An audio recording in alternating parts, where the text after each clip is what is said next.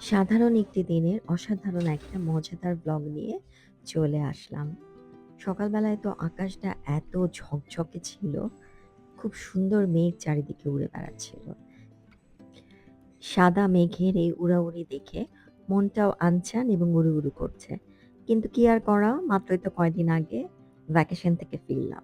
এখন যতই যাই হোক, মনকে কষ্টে আষ্টে পিষ্টে বাঁধতে হচ্ছে সংসারের জালে। সংসারে নানা রকম কাজ তো চলতেই থাকে। খালা আমার আলমারির উপরে যে ধরনের ক্রকারিস গুলো রয়েছে বা ফুলদানিগুলো রয়েছে সেগুলো মুছে পরিষ্কার করছে। এদিকে রান্নাঘরে চুলায় ভাত ফুটতে দিয়েছি। কোনো রকম গ্যাস নেই।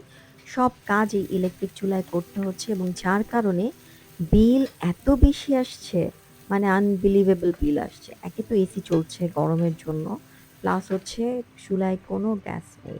এই মাসে বিল এসেছে ৳১৫,০০০।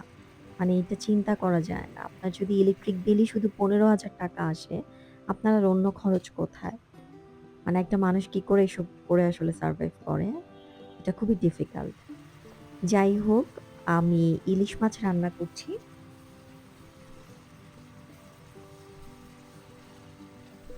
মসলা কষিয়ে ইলিশ মাছ দিলাম। এটা সর্ষে বাটা দিয়ে ইলিশ মাছ রান্না করব। রান্নাটা যে খুব মজা হয়েছিল তা বলব না, তবে খারাপও হয়নি খেতে। এরপর আমার বাসায় প্রায় মিষ্টি আলু খাওয়া হয়। আমি খাই না। আমার ছেলেও খেতে খুব একটা পছন্দ করে না। আমার হাসব্যান্ড খায়। তো সেই কারণে মিষ্টি আলুগুলো ছিলে রাখছি। এটা আবার আমি খুব সুন্দর করে তেলের মধ্যে একটু ভেজে নেই হলুদ মরিচ দিয়ে। খুব মজা লাগে খেতে। খুব হালকা একটা জাস্ট শ্যালো ফ্রাই।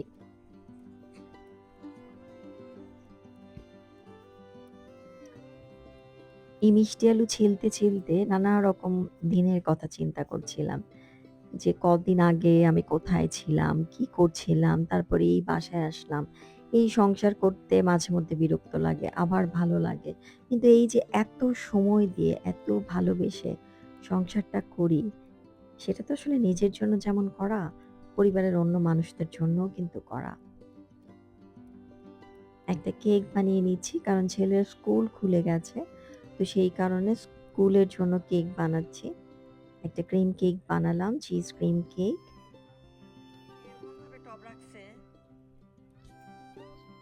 ছাদে গেলাম। ছাদে পানি দিয়ে ধোয়া হয়েছে, তাই ছাদটা ভিজে রয়েছে একদম। যতই ছাদ ধোয়া হোক না কেন, ছাদটাতে আসলে শ্যাওলা রয়ে গেছে।